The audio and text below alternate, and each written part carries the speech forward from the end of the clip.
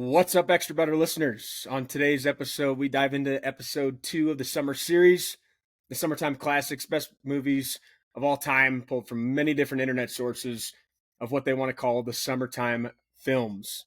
On today's episode, we watched The Sandlot, back-to-back bangers of kids just having a blast in the summertime, a 1993 family comedy that, again, we should all know and we should all love. Because if you haven't seen it, I'll say it again. Pause it now, go watch it, and come back and listen to the rest of the episode.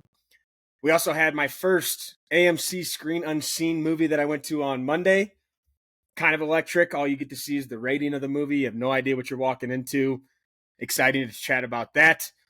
Two of us saw Nikki Glazer out here in Denver. Unreal comedian, famous from the roast, the Tom Brady roast in specific, and I believe the 2024 Comedian of the Year.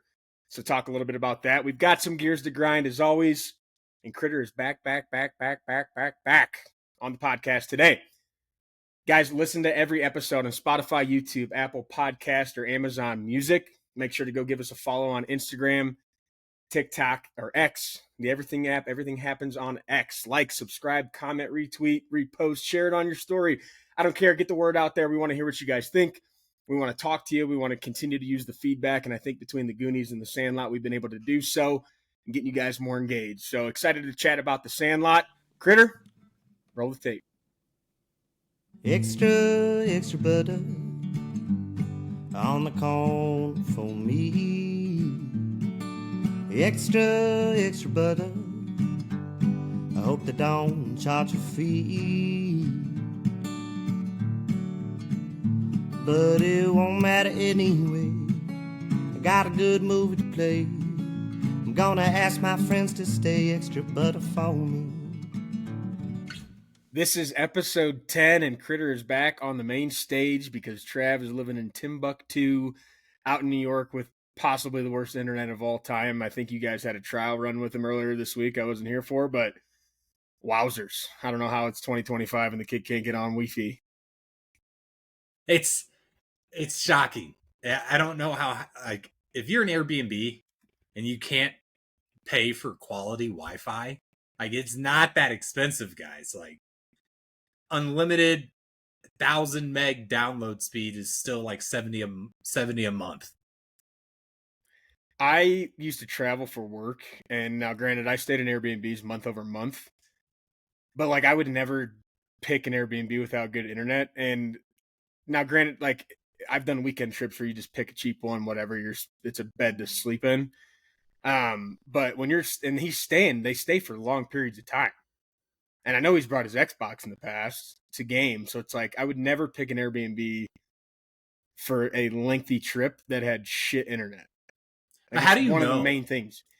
I mean, that you don't, but they promote it. Like, it could all be BS on there, but they do talk about, like, that's one of the, I haven't booked an Airbnb in a while, so I don't know what the luxury, whatever the section is on the page for like washer dryer, whatever, yeah. Like when the amenities, they'll say high speed Wi-Fi or something. Yeah, they'll talk about Wi-Fi because I mean a lot of people use them for work trips, like him, and we're staying in one that doesn't have internet. I mean, what are we doing? But it's good to have Critter back on. We'll get Trav back soon. I think probably within the next couple weeks. I think we have him next week. Well, probably, yeah. So. We're going live. We might be live. Person. Yeah, this was going to be the three of us. Well, all four of us actually will be in Colorado, and we might have to do an in-person pod. I don't know how we'll make that work. Might be an interesting episode next week. Going to Metallica. Big Trav coming out to Denver to see Metallica at Mile High. Last show on their tour, I think. I think that's true. Yeah, should be electric. I am not a big concert guy, and I've gone to multiple shows in this 2 weeks. I went to Post Malone and Jelly Roll last week. That was awesome. I mean, those guys. I honestly flowers to Post Malone because I'm not the biggest Post Malone fan. I guess I like his music here and there. I think his switch to country has been awesome. He's paid homage to country artists and had them on his album. Does a lot of songs with country artists and has been able to do his own stuff now. Jelly Roll, I knew I was going to like because I knew he was going to be good live. I did not think Post Malone was going to be that as good live as some other people, and Oh, really? I just didn't. I don't know what it was. I think his early music I thought was maybe more like in the R&B auto tune kind of thing. Yeah. Oh, dude, he's so He talented. he was awesome. I mean, absolutely awesome. He doesn't, and he speaks pretty well. It's hard to compete with Jelly Roll when it comes to like Jelly Roll's up there doing an incredible show and also giving you like motivational talk in the middle of Really? it. Oh yeah, just in between songs. His story's been in prison and Yeah. drugs and stuff, and he's lost like 200 pounds now, and he's just like living his best life. And like he'll in between songs, he's just getting you fired up, and he's so well spoken. So it's tough to compete with that. And then Post Malone came out, and he pretty much did the same thing. I mean, he's an unbelievable singer. Spoke really well. I mean, he dropped the F-bomb a lot more when he was talking. Another thing about those shows is like anytime it's just fun when what's up Denver, like to like remember where you're at, and be able to do that stuff. But no, that show was sick. And then yeah, Metallica coming up this upcoming Friday. Yep. And then I know we both saw Nikki Glazer, so Yeah, I it's know. like the last 2 weeks have just been bang, bang, bang. Somebody asked me to do something this upcoming weekend. I'm like, dude, I'm out. Yeah, no, I've said the Can't same do it. thing. It's like, dude, my schedule was obviously Nikki Glazer. We got Metallica next week, and then it's the 4th of July weekend. And then I have my sister coming in town for like 3 days before we all go to family vacation, and then Yeah. coming back, and then she's staying with us another couple days. So it's like the next month span is like all booked up. Yeah, it's tough. I'm in the same boat. It was Post Malone, Jelly Roll, Nikki Glazer, Metallica, 4th of July. Parents are coming out in a couple weeks after that. Exactly. We're doing Yeah, all this Corinne, stuff. a couple, a Corinne week was ago. here for Post Malone. Yeah, so I am not. I'm a gamer. I like to sit right in this chair. I like to do the podcast with the boys. I like to play MLB The Show. I like to park my ass right here, and I've been doing way too much stuff. I was just telling Lexi that yesterday, where I was like, "Man, just give me like a small space, and I will never leave it." She's always, either in the room, watching TV there, or on the couch, like using the whole house. I'm just give me my room. I will not leave it. My dungeon, my man cave, call it what you will. I'm parked. Yeah. Yeah, no, I agree. But on the flip side, these things are pretty sweet to go see, and I don't do enough of it, so it's nice to get them in. And Nikki Glazer was not short of that. I know you went last night. We went the night before out at the Paramount here in Denver. I am a comedy show guy. I will say that I'm not as big of a concert guy. She was awesome. Like, I don't know how else to say it. Top 5 comedian for me.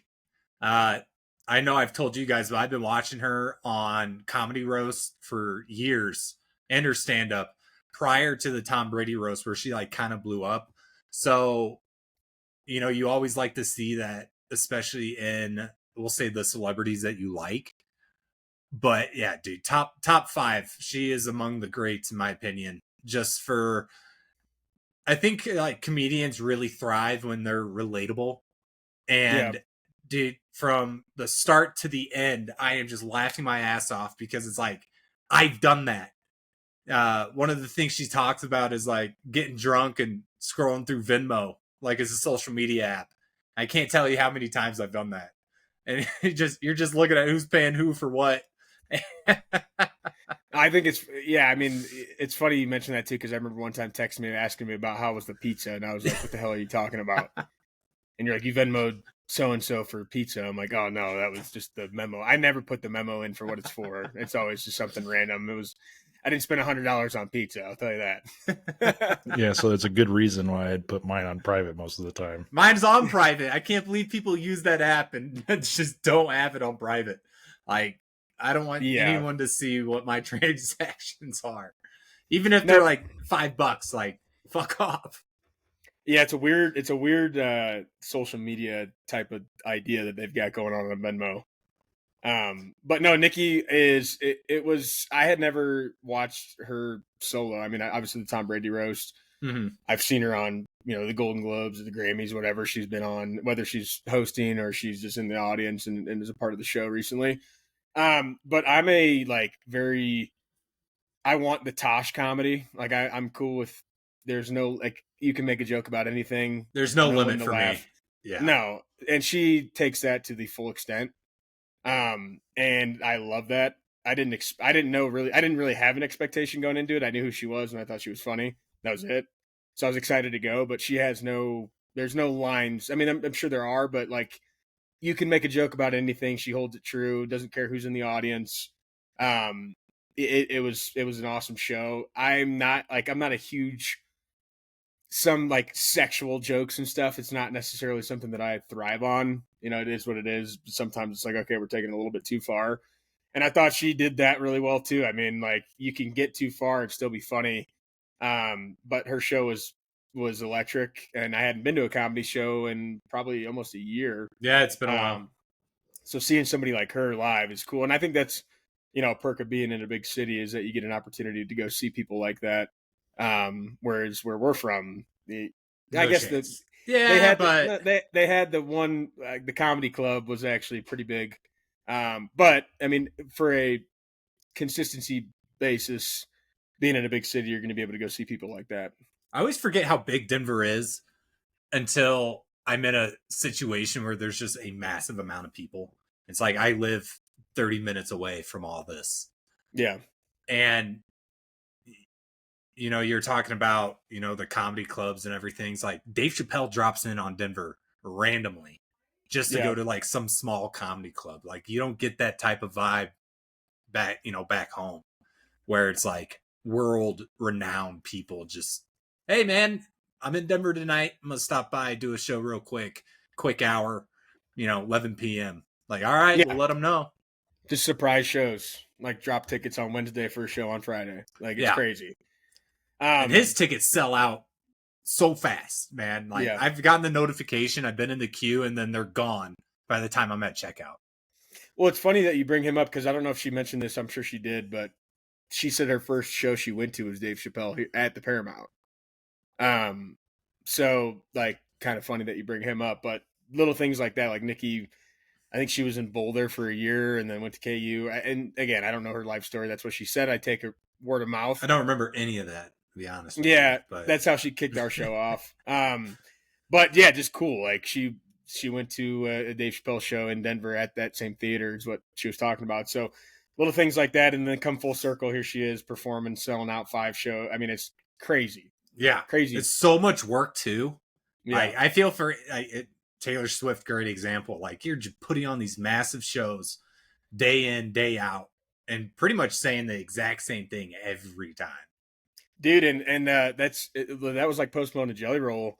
They were in Philadelphia the night before, and then they come on and put on a massive show in Denver. It's like across the country, and then just blow it up. That's crazy. That's such a wild turnaround with jet lag and everything. And I know they're, in VIP and doing all that, but still, I guess once you get used to it, it's one thing because I certainly know people that travel daily across the world. You guys might have said this and I wasn't listening, but is she doing a special with this tour? Like, is it in Denver or? They were filming during our show. She said she did her special in Denver last time. At our show, she was like, "I did my special here." She's like, "I taped my special here. This is like Denver's a special place because she was taping last time she was out here." I don't think so. I did go to one. I think Nick Swartzen when we went Geese. Yeah. He was taping the special. That was funny. He's hilarious. I saw cameras and like photographers at mine. Were those just like, I guess, like social media people, or did you see them as well? When she entered, there's somebody following her in the back. Then just social media stuff. I think so. But she was great. I would definitely see her again. Yeah, easy. She was awesome. I think tickets are going to be a lot harder to get next time around. I'll tell you that. Yeah. Well, we got ours for free from some giveaway, so that was kind of nice. But with that being said, I got a gear to grind from the show I went to. I went to Nikki Glazer. Comedy shows it's a different atmosphere than going to a concert or going to a game, because just listen and shut up, laugh, make a comment to somebody next to you when there's a funny joke. There was a group behind us that was just obnoxiously loud. they weren't. I don't even think it was like one of those groups. It's like it's not a drunk person like just getting over the top, because we've seen that at comedy shows too, where someone gets a little bit too toasted. Yeah. And then they just don't shut up. They're trying to interact in a smaller. This is a bigger environment, so obviously she's not interacting with people where we were at. But it's like there's this group of people behind us, and it's like every single thing she said, they just were talking about it. Like, oh, that's happened to me, and like over the top, not like little comments of a good joke or laughing. It's like if you're at a comedy show, just shut up and listen. Like the whole point, like the only way you can get anything out of it is to listen. And if you're at a movie, it's the same thing. Like it's the same exact environment. You can get scared, you can laugh at a comedy, but like don't sit there and just talk the whole time. It's like there's a packed place, and the whole show, it's not, you're not listening to music and everybody can, you don't have to pay attention. Like you have to pay attention to a comedy show. Yeah. Shut up. Like that pisses me off when people do that. I did not have that at my show. We did have a phone go off, which is like, dude, they tell you so many times, like, why is your ringer so goddamn obnoxious on a daily basis? Like, that's your ringer, dude? Like, that is annoying as shit. I did have a tall person sitting in front of me, a couple rows in front. So his head was perfectly centered where she was standing 90% of the time, which as a tall person, I get it. I've definitely been that person for somebody else and probably was last night, but it's such a bummer because then I'm just like sitting like this the whole time. Like, all right, like, yeah, fuck me. Yeah. But Lexi had a clear view. That's what matters. So I'm thinking about one too. With Bert Kreischer. I was like three rows in. Lindsay got it for my birthday or Christmas, whatever it was. And there's this couple in the front row. Every joke, they were trying to get his attention. Like, oh yeah, me. Like, pick me. Or like, yeah, that relates to me. Like, they were being so obnoxious in the front row. And I was just like, goodness. Yeah. Well, I had the same thing, Geese. So we had seats, and like Chelsea sat down first, and the 2 rows in front of us, because they do offset the seats enough for the row in front of you to be able to see through, but then the row in front of them, that's where you could run into issues. Yep. And you can't even be pissed because, again, it's like not their fault. You know? Yeah. It's just it's an inconvenience. Yeah, it's the unfortunate part of stadium seating. Yeah, and I had the clear shot. Like my seat was good. Chelsea was like, hers wasn't bad, but it wasn't as good as mine. And the whole time she's definitely thinking about it. And then right as she's coming on stage, she's like, "Do you want to switch?" And I'm like, if you want to switch, let's just switch. And she's like thinking about it. I'm like, so then like as Nikki's walking out, or like not even, I think it was before Nikki, it was like the opener. Yeah. She's like, yeah, let's do it. I'm like, Jesus. And it's tight spaces. So I'm standing up, leaning over, person in front of me. She looks back. I'm like, sorry. So I moved over to the worst seat to give her the good one, which mine was still fine. The guy was tall. Yeah, like, you put up with it because it wasn't bull. Happy wife, happy life, you know? Yeah, and it was still not bad. I was like, she wanted to go more, you know, like she was the one that wanted to go more than me. Right. Not that I didn't want to go, but it was her idea. Yeah. So yeah, I moved. But dude, yeah, Nikki's openers were phenomenal. Did you? I wonder if were they the same as mine? Was it a dude with like glasses, like kind of bigger? I forget his name. O'Connor, like Sean Connor or something. Yeah, and then the other guy, talent. The other guy was like, he's like bald. He wasn't bald, but shaved head, shorter. like yeah, Italian kind of, not maybe. Yep, something like that. Too. Okay, so same two, dude. Too. Those guys were hilarious. Yeah, I like them too. The first guy's like more awkward, funny, and then the next guy is just like right in your face with it. You're like, oh, his delivery Jesus. was good. Yeah, the first guy was like he would like stop and then say one more thing, and it was always like just a nice little kicker. Yeah, they were great. They were great. The whole show was great. I mean, I think openers play a big piece to comedy shows too. Absolutely, because if they bomb, you can lose the crowd fast. Yeah. But no, shout out to the Nikki Glazer Alive and Unwell tour, I believe. Yep, we got some merch too. So Alexa got a shirt where it says Grok don't think that's real money. Yeah, that was good. But yeah, and I have another gear grind because I know we talked prior to the pod. I think that we could have a whole pod about gears to grind.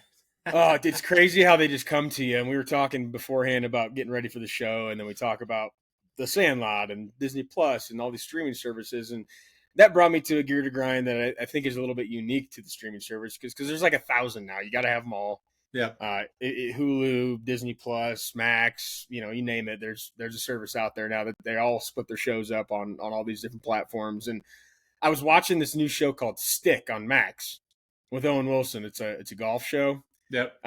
Pretty good. It's corny, funny. Owen Wilson being in a TV show is newer. It's kind of like a Happy Gilmore meets, it's like a Ted Lasso vibe because it's on Apple TV. I said Max. I'm an idiot. It's on Apple. That just goes to show again, there's 8,000 of these things. And I watched the first 2 episodes this week, and then I was going back to watch. I was going to rewatch one or something. I don't know.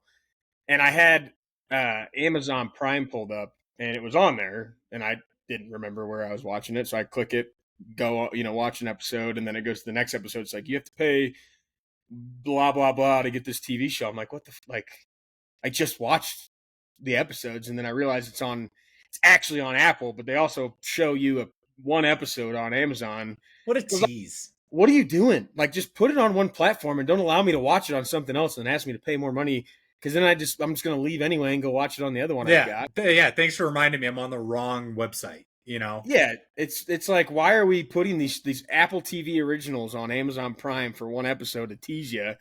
And then it's either going to make you pay money on there. If you don't have Apple TV, you got to go subscribe to that. So it's like these companies are just scamming you. Like, they're all working together. Always. It's never-ending profits.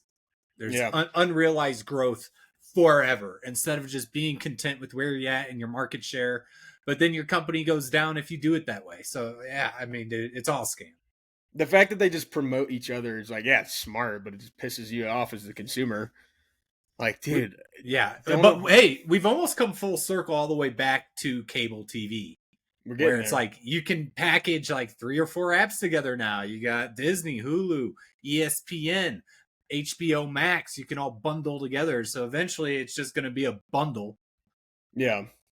And then we're right back to cable TV, except you don't have to have the dish on top of your house now, which was always for me, that's why I never wanted to do it. Because it's just a pain in the ass. And then you have commercials and shit. I'd rather just pay and not ever watch an ad ever again in my life. Yeah. Yeah, well, when we've seen these services flop, too, when, Netflix had I think, Logan Paul fight or Jake Paul fight, and you couldn't even watch it. You had to go find an illegal stream because it just completely folded. Bomb. So it's like, I mean, you watch an NFL game anymore. You got to have every app because they I think that's the worst, is like, outside of just streaming for normal TV and movies, sports streaming is just in a terrible state right now, because they're like, you pay for this product and then you have blackout dates anyway. Like, I'm a Chicago Blackhawks fan living in Colorado. To try and watch the Blackhawks through normal means is impossible. I mean, it's like, I know I'm not a Cubs guy, but like listening to our buddies back home to watch the Cubs game, like you have to jump through 8,000 hoops to watch the Cubs play. And like, I know we got a buddy out here that's a Cubs fan. It's like, you never find the local team. Like, you have you'd think the local team you could find the easiest. And it's like, that one's the hardest one to find. Yeah. Yeah, I think they're going through the same thing that I'm not a Avs fan or a Nuggets fan, but like, you have to buy, I think it's satellite DirecTV to even get those sports teams out here. Yeah. And if you don't, you got to go to a sports bar or something like that because they're arguing over money and stuff. Yeah. Yeah. It's horrible. Horrible. Streaming services, let's come together, because you're already scamming us out of all the money we got. Yeah. So you might just put sports on there.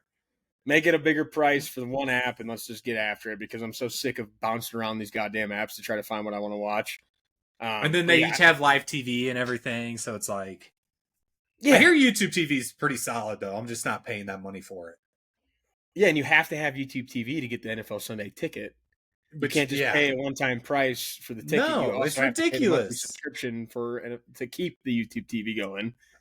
I remember Scotty did that on his phone, and like, he got the NFL Sunday ticket or something, or Red Zone, and it was terrible. Shout out, Scotty. He's like, I don't even want to use this anymore. It's just such a terrible UI system. Yeah. No, they just charge you an arm and a leg, and then the usability of it is just ass. And you still have blackouts. So it's absolutely. Yeah. Yeah. Well, anyway, speaking of streaming, how about an AMC Unseen movie? I finally went to one. I know I've been talking about it, and there are Reddit pages. I think I talked about this as well, but the East Coast obviously is going to see the movie before we do out here in Mountain Time. So you can go see what it is and decide if you want to go. I think that's bullshit. You might as well, if you're going to go see the Unseen movie, you might as well just go see it. And that's what I did. So all you get is the rating of the film. So this one was rated R, and then it's just like a mystery. So I go in there. I'm just hoping that it's 28 years later because I wanted to see that anyway. And I sit down. I'm wondering if there's going to be previews. I don't really know what to expect. The movie starts, previews get going, and 28 years later is one of the previews. And I'm like, well, shit. It ain't going to be that. And then I was like wishful thinking, like, okay, maybe it's like they're trying to pull a fast one on you, and they play the preview, and then the movie starts, and it actually is that movie. Because I don't know, I've never been. It could just be a preset of of previews. Well, and when it's rated R too, like I'm a horror guy. We've talked about this, thrillers, etc. And like rated R doesn't mean that's what you're going to get. It could be just something that has bad words or it's got some nudity in it and it's rated R or whatever. So I was like, the previews were going to be my feeler for what I was about to watch. And like, you got 28 years later, you got some scary movies, then you got the F1 movie because it's coming out. So I was like, I really don't know what the hell to expect. And then the movie starts and you're going through the opening scene. And that's when I realized I have absolutely no idea what this is. Like literally no clue. The movie ended up being 40 Acres. So I did a little bit of research on this movie after the fact, and I'll be honest, when the movie ended, I still had no idea what it was called.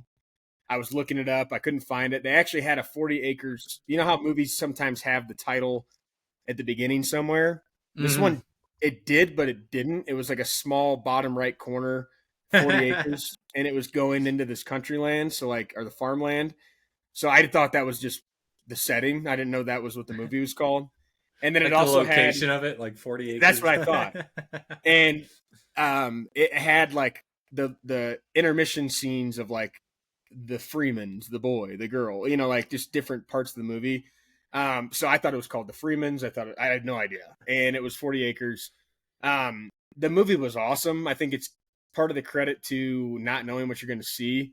You just literally, you sit down and the movie starts, and then at the end of it, you kind of get a chance to assess. And I'll say this, it was like, and shout out to my brother for kind of talking about this, because I did tell him what I saw and told him kind of what the plot was and whatnot, and I'll get into it a little bit. But it was essentially to describe to you guys as we went shotgun in a new formation, we ran jet motion, and we ran inside zone.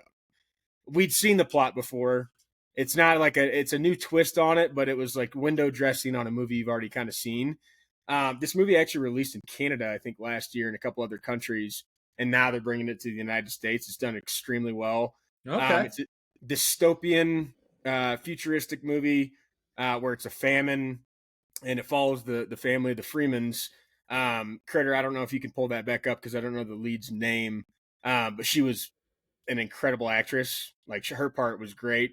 I thought everybody in the movie did well, but she stood out as like being the lead, obviously, and she did a really nice job.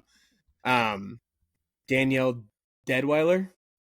Yeah, she was great.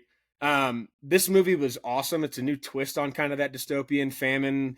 People are looking, farmland is cherished because they've got the crops, they've got the food. So all these, these people are trying to raid farms in order to take what you have. There's a cannibalistic aspect to it as well of the people that are coming and trying to take over these farms. But an awesome movie, and also 40 Acres is kind of wild. I looked that up too. It's not based on a true story, but the 40 Acres references to Civil War days of when Abraham Lincoln was in and slaves got freed and African Americans were promised 40 acres and a mule. That's the same. Yeah, that's right. And then when Andrew Johnson came in after Abraham was assassinated, that promise was obviously pulled and a lot of things went backwards, but that's the rough reference of it. So I thought that was pretty cool because it was an African American family on the farm. And just kind of defending your own. And they had a radio system to communicate with farms and whatnot, but extremely like thriller aspect of it. There's killing, there's gore, but not as much as his Final Destination was. But a really good movie. I mean, like the plot, like I said, is similar to probably some of the things that you've seen in the past, but shout out to the AMC for the Screen Unseen, because if I saw the preview, I'd be interested, but I might not have actually gone to see it in theaters. Whereas when you go sit in a movie and you don't know what you're about to watch, you get an opportunity to see that. And I think the theaters always adds a different effect to it, especially for a thriller movie. So that was awesome. I would definitely recommend that movie to go watch. And I'm actually going again. It's random Mondays they do it. Sometimes it's every other week. Sometimes it's, every week. There's actually one coming up this upcoming Monday. It's rated PG-13. So I kept saying I was going to continue to do these until I just got absolutely railed, and it was just a horrible movie. There was actually a couple that got up and left in the middle of this one, which I was shocked. Really? Yeah, I was like, what are we doing? I don't know. I mean, if it's rated R, I don't know what you expected. I know that the movie opens with a hatchet getting tossed and just clocking a guy in the head. So I mean, it comes at you fast. It's got the gotcha moment in it. But yeah, I'm going to see another one on Monday, PG-13. So we'll see what it is. But I think it's typically like a 2 to 3 week. Like it's coming out within the next month, I think, is what the premise is for what you're going to see. So it was an awesome experience. Yeah, awesome experience. I would highly recommend it. And shout out again to the Premier A-List membership, because it just makes I'm going to movies all the time. Can't get enough. I'm going to see. I think I'm going to sign up today and might go to a movie tomorrow. I'm going to 28 Years Later in like 5 hours. So I will be going to see that, and then I'll be back on Monday for the next Unseen. But yeah, definitely sign up for that and go see these movies. It was. Have you figured out how to book Chelsea's ticket? Is that easy no? I've never tried to do two. I think the one seat that you add is probably free, and then if you add another seat, then you have to pay. I haven't tried it. She hasn't gone with me yet. Okay. To one. I'll try it today then. I tried to, or asked her to go. I was able to do it on Cinemark. I asked her to go to the one on Monday, the PG-13 Unseen, so we'll see, and then I'll let you know, but hasn't gone with me since I had the pass. So I would imagine if you click an extra seat, it just charges you for that ticket. You would think. But I don't know. I don't know. And another thing, before getting into the Sandlot, another thing is as with the membership, you get a free refill of popcorn, but you have to have like the reusable buckets. And I'm just waiting to go there, and I missed out on the Mission Impossible briefcase because that would have been. I want the Fantastic Four one, dude. That one is sick. That might be there. That's going to be there probably pretty soon when I get in there. But the briefcase would have been awesome. But yeah. I went this last time to see 40 Acres, and it was the Jaws shark. And it's just its head straight up and down, and the mouth opens to put. And I'm like, I'm just not bringing this every time I come in here. I would. Like, this is not the one. I'm waiting for the right one, and I can't wait to announce it to the world once I find it. But I missed out on the briefcase because that one would have been cool. But with that being said, getting into Summertime Classics, the Summer Series Episode 2, we watched The Sandlot, which was kind of ironic or funny, I guess, that we watched back-to-back movies that were the lead actors are kids. Another just all-time classic, and The Sandlot delivers. Shout out my wife just walking behind me here in the camera. Good podcasting. But The Sandlot, right? We got the great Hambino. We've got Benny the Jet. We've got all the kids that you remember from your childhood in 1993, family comedy. Putting you on the spot again, Geese, you ready to roll? Tell them a little bit about the movie. Yeah, so we have our, main character, Scotty Smalls. Scotty Smalls, just moves into town, and kid's got no friends. Hasn't had friends for the last couple years, according to his mother. And this movie explores what that is like from the narrator's perspective, and reaching out to a group of kids that resolves around the sport of baseball. And the movie just takes us into that experience and how, it only takes one person to, open up your access to like an entire group of people. Yeah, Benny the Jet. Benny the Jet. Yeah, I think the standout piece to me in this movie initially is just the music. Again, I think it's just because it's old time. But it's just a classic music. I mean, you're getting songs. I think some point within the movie, there was a song that reminded me of like SpongeBob music. I don't know the names of these songs, but the music was awesome. They set the stage right out of the gates. Smalls can't do anything athletically. And, waves at Benny when he gets there. and it's a feel good. I think it's one of the best descriptions of a feel good and like a true kid story, because it's just following the game of baseball, America's pastime. A kid with no friends meeting a group of just misfits, as you could probably call them, and just putting the mitt on and getting out there and playing some ball. Yeah, I mean, it even goes even further where it's like being the new kid and not having a proper like equipment. It's like he has this plastic glove, and so it's like it just kind of goes into where Scotty he's just out of his element. Can we discuss in the beginning, because you find out early on with Smalls' stepdad that he's got the signed Babe Ruth ball, and a quote that I wrote down from the beginning was that they talk about the one all-time moment in the history of sports being the great Bambino calling a shot.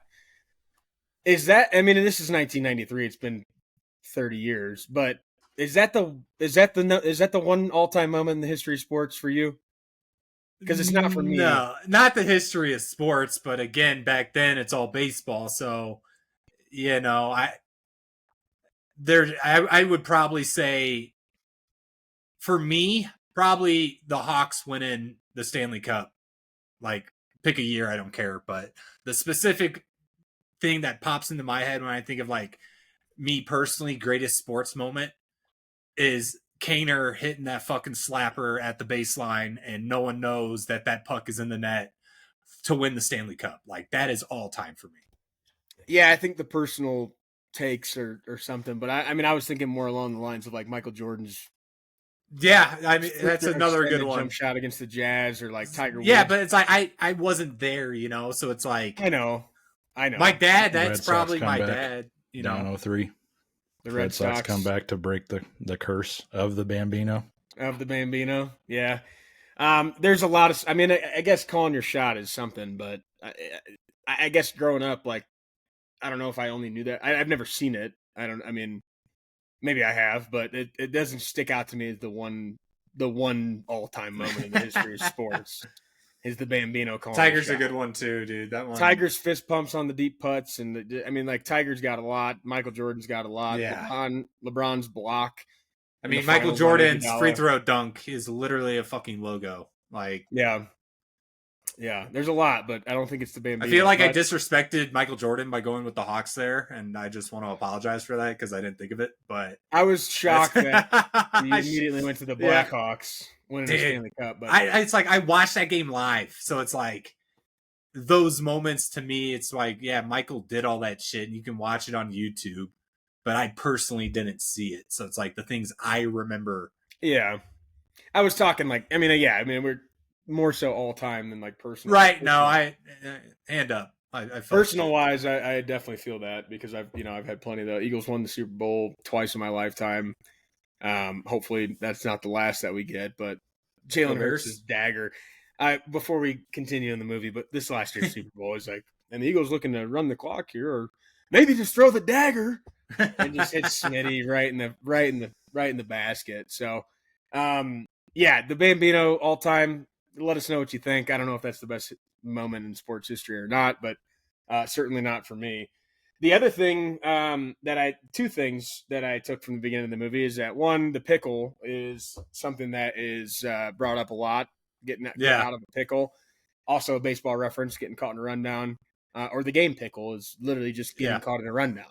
I played baseball one season. That was my parents hated the sport, so like they never really put me in it. I was always doing other team sports, and so I did like baseball summer league.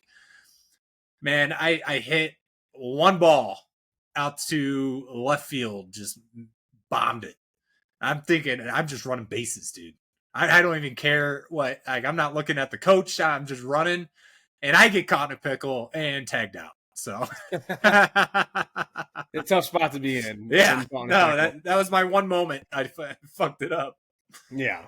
The other thing though is like how they dressed back then. Yep. Like, bring a t-shirt. Sprinting just in the jeans, and they're taking off running towards the Sandlot. And I'm thinking about our childhood of wearing like Shaquille O'Neal shorts that were just past And your ones, knees. baby. Yeah, they're just shorts are past your knees, and like the style was just baggy ass clothes, where they're dressing like they're going to church or something. Always wearing something kind of nice. They're always wearing so much clothes. Like you have the undershirt and the overshirt. It's like, hey, wear a t-shirt, and he's got like 3 shirts on. And they're in LA too. Yeah. Well, then the bill of Smalls' hat is just like Jesus. A pelican. Daffy Duck. Yeah, it drives me beak. nuts every time I see it. It was crazy. Like the shit that they were wearing, but I guess it's just eras. I also thought I'd be in big trouble when he's like, "Can you teach me how to play catch?" And I mean, this kid didn't have literally no athletic bone in his body. He couldn't catch, which one thing is, I don't know how you teach somebody to catch. Like, hey, I'm going to throw this ball to you, catch it. I don't know. There's no other way to teach catch than to play catch. Maybe underhand to start instead of throwing on the heater. Well, stepdad's such a dick too, dude. It's just like you have Babe Ruth baseball, and you cannot understand that your stepson doesn't know what he's doing. Like, show him the motion. Like, that's all that Benny had to do, and like the kid automatically fucking throwing, deep balls and everything. But like, he was just so reluctant to just be like, this is how you do it. He's an asshole. Like, I mean, that guy was a total asshole. But like, the reason why I said I'd be in trouble is like when he runs the ball back and hands it, it's like, dude, throw the goddamn baseball. Right. Like, I would be out of my mind with my son if I'm like, dude, throw the damn ball. Like, I don't have a ton of patience, and it would only take one back and forth for me to just be like, okay, buddy, like you got to try. You can't just run this ball. Like, throw the damn ball. So like the stepdad was an asshole, but like I also in that moment was feeling for him of, oh my God. Yeah. I didn't know. I mean, that's how my dad in playing football catch the damn ball, like just screaming at me. So it's like, I get it. Cause I bet that shit is frustrating to watch. Yeah. Speaking of the clothes though, I did notice that the black kid in it had the KC Monarchs hat on. Kind of cool to have the Negro League Baseball League being represented in the movie too. I had no idea, to be honest, but I'm not big in baseball. If you don't know baseball, like Jackie played for the Monarchs. Yeah, okay, then because I've watched the movie 42 so many times. So. Well, I play MLB The Show, so they have a whole Negro League program, which is pretty cool because there's a lot of players that you just forget about. So the fact that they bring them back, or you never knew, and just the coolest nickname. So the KC Monarchs hat I thought was a nice touch. But yeah, if you don't know baseball, you would never know like what that hat is or what it represents. Yeah, straight over my head. But yeah, transitions in this movie were like watching a Microsoft PowerPoint. And The Goonies was from 1985, and this movie was from 1993, and it felt like we got worse in production. Yeah, because it's a different vibe, and I guess there weren't as many transitions in The Goonies, but the transitions in this one, I mean, I could make that right now on Google Slides. Like, it was bad. Kurt, what was the budget on this guy? It's a great question. I did not actually look into that before jumping on, but the transitions were pretty bad. I like the paw. What do we got here? Yeah, I mean, great, marketing, I'll say. I didn't see much of a budget. I was looking at this briefly, but looks like it did well. Yeah, murdered the box office. It's probably still making money, dude. This movie's an all-timer. Yeah, 7 million is what Google's telling me. Hey, take it for what it's worth. First thing on Google. I mean, 7 million. Definitely 7 million budget and yeah, fucking 88 million. Well, there's your inflation there too. Oh yeah, so it's probably 100 million. I don't know. Oh, is that the adjusted? It did well. Yeah, the inflation calculation for you. I'll ask about it. So yeah, tight. So movie crushed. I think it for a children's movie, it definitely appeals to all audiences. It's not just a kids movie. Like if you go to watch Minecraft, like you're probably going to be disinterested at 30 plus, right? I think that's part of the ties to like actual like Babe Ruth, like getting baseball involved for the adults watching was a big part of it. But yeah, I think it connected to all audiences. I mean, you're 30, you're both 30 plus. I'm pushing 30, so it's like you're right there, brother. Like, hey, 29. It still is relatable today. So again, we knew that this was an all-time classic. We knew The Goonies was an all-time classic. We knew we were going to like it. We've already seen it. But yeah, I think the correlation to getting the parents involved or the older crowd involved, they did a good job of that because there was not many adults involved in the movie whatsoever in terms of like main leads or. No, I mean, we have, was Mr. Merkel, mom, stepdad. I think that's it. Is there another one? It was just Smalls' parents and then the guy at the end. Yeah. Yeah. I'm pretty sure it's Mr. Merkel. Yeah, I don't know. But speaking of the guy at the end, though, that's his house is on the Sandlot, right? That's the fence. Yep. That's where the beast is at, the dog. That's what gets us it gives us our little adventure in the movie is the beast. The beast, yeah. And then you get introduced to the Sandlot because Smalls gets out there. He's kind of hiding in the weeds, and Benny sees him, and he gets the ball back for him. And Benny runs a tight ship out there with those guys. He's hitting the fungo, and hitting ground balls, hitting fly balls. Shout out Hondo, mean fungo back in the day. But I'll say this: when he hits that first fly ball to Smalls, he topped that son of a bitch. There's no way that thing went in the air. Like that thing, that swing did not equate to the ball that was flying through the air. I'm assuming they just had like a pitching machine back there or maybe they just threw it. I'm just curious, like behind the scenes, like how do you actually do that? And just well, I'm sure he hit a lot of them. Like the ground balls, I'm sure he was hitting them. But that one, if you go back and watch it, that was not on the trajectory to be a fly ball. The shit out of that. But the reason why I say he runs a tight ship is like they go through the practice, they're all laughing at him, it teaches them how to catch whatever. And then like 8 a.m. sharp tomorrow at the Sandlot. Like that's this kid is running. I don't know how old they are. I don't know if that's something that we could try to find or Google, but for Benny to have that type of just command over these guys at that age and they all show up, I mean, the guy's leadership. Oh yeah. Yeah. Like Benny, the same age as the Goonies. 12, yeah, 13, I would say that as well. Yeah.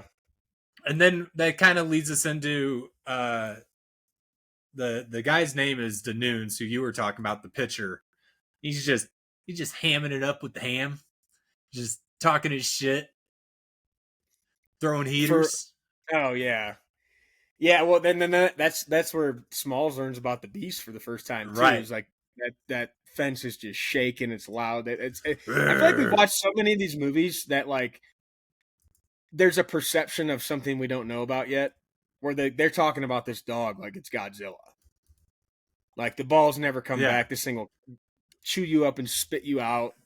It's like the awkward neighbor, the creep. It's like all the movies we've watched. A lot of them have had some sort of aspect of the unknown. How to Kill a Mockingbird, and never really gotten into that one, but yeah, never got a chance to share that one. But it's the same. It's the same premise. There's something unknown that is just the story behind it is crazy, right? And it's only through word of mouth. Like it's everyone else's assumptions about that character, and then eventually you get the reveal, right? Yeah, and the Beast, they do a good job of just gassing them up because the thing is shaking the ground behind that fence, and they're terrified of it, and they make Smalls terrified of it, and I think Smalls just kind of has the nuts to try to approach, and then they just get the paw or like then the paw is just massive. Yes, huge. I mean, the special effects for the Beast were amazing. Well, I feel like in a terrible way way. they might have been trying to show us like what they saw. Yeah. No, Yeah. like That's a good point. I it's didn't like think of that. exaggerated, yeah. But that's like how they saw it. Right. And we talked last week about iconic quotes in terms of, hey, you guys, and, you know, other things. You're Killing Me, Smalls is an all-timer. We got it multiple times. I forgot that it's not just a one-liner. It happens a couple times. But when they're at the sleepover and having s'mores, and Smalls, they must have had Smalls living in a bubble because he didn't know shit about anything. How do you not know about s'mores? Too busy building Ruth Goldberg or whatever that term Ruth was. Goldberg. Too busy making those machines. I saw that when the marble hit his mom or the pinball hit his mom. I thought about that too. I'm like, what did we do? Like, Rube Goldberg must have been massive around this time frame because we brought it up again. Back-to-back movies too, which kind of goes back to your comment earlier. Well, I don't know what. Side note, I don't know what that machine was going to do. I don't know what the end result was for that one. They didn't show you. It must have failed because it just launched a pinball into his mom's head. But yeah, Rube Goldberg machines, man, they've made an appearance twice. If we spin the wheel at the end of this episode and then the next week's movie has Rube Goldberg machine, I might go buy a lottery ticket because I don't know why we keep getting these. But You're Killing Me, Smalls is just, people say that all the time. I say it still. Yeah. My boss tells me it, because I'll mess something up and You're Killing Me, Smalls. It's just an easy, like, iconic. It's like, you don't have to swear, it's just like, and everybody gets it. Yep. If somebody you say that to is like, what? Like, you might want to just X them out and just, we're done. We're not in the inner circle anymore. Because if you don't know that quote, you might be living like Smalls was prior to the movie. Wendy Peppercorn. Wendy Peppercorn. I didn't see it. The name's iconic. That comment. The kids are just infatuated by her. She's an older girl. She's a lifeguard. Oh yeah. Didn't see it for me. I had a different style back then, but she had a on her. But other than that, like, I think it's more like Baywatch vibe than anything else. Yeah. What was the date on this movie? 93 was the year. Baywatch was 89, 11 seasons. Okay. So spin-off. Yeah, and it's red swimsuit, blonde hair. So I'm thinking that's the vibe I got from it. I don't think she was like. Well, it makes sense for like kids younger, and she's a lifeguard. They're at the pool all the time to be like, this girl is the shit. The name is legendary, Wendy Peppercorn. So hot. And then like they saw her in public, and they get to the pool, and then dude Ham. That flex that he did by the chick, he's just staring down all these chicks, and then his flex is like there's nothing in his arms moved at all. There's no definition. There was no, like, he didn't even look like he was flexing. No. Legendary. Ham's legendary. Yeah.